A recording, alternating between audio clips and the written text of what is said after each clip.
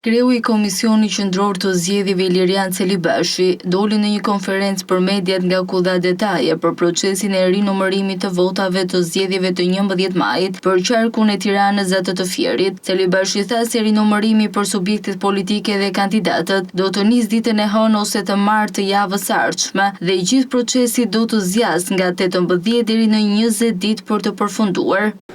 Procesi kemi menduar ose parashikojmë më mirë temi të filloj të hënën ose ndoshta të martën e javës që vjen. Është dashur ditë për ta përgatitur pra pak më shumë se një javë këtë proces, pasi kërkon një përgatitje logjistike dhe njerëzore gati të ngjashme me atë të procesit të numërimit dhe vlerësimit të votave të zhvilluara pas përfundimit të procesit të votimit. Procesi i rinumërimit do të zhvillohet tek Pallati i Sportit Faria Hoti dhe do të mbulohet nga stafi i KQZ-s. Celibashi dha detaje se sa njerëz do të angazhohen në këtë proces.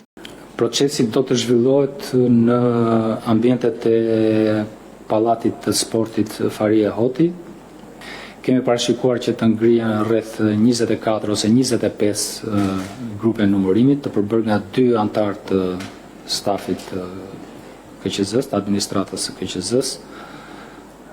Pjesa më e madhe e tyre do të jenë stafi i përhershëm, po do të ketë angazhime edhe nga stafi i përkohshëm në këtë proces. Kemi vlerësuar që e gjithë procedura do të marrë të paktën për qarkun e Tiranës dhe për qarkun e Fierit. Do të marrë ndërmjet 18 dhe 20 ditë. Komisioni Qendror i Zgjedhjeve nuk do të kërkojë fonde shtesë për procesin e rinumërimit. Celibashi tha se KQZ-ja ka kursyer para dhe nuk do të kërkojë lek shtesë nga buxheti. Pra Komisioni Qendror i Zgjedhjeve nuk do të kërkojë fonde shtesë për këtë proces. Kemi kursyer mjaftueshëm fonde nga procesi i votimit nga jashtë, nga kontrata që kemi patur me operatorin, që kemi me operatorin e shërbimit postar, po dhe aspektet të tjera të këtij procesi, po dhe të procesit zgjedhor në tërësi.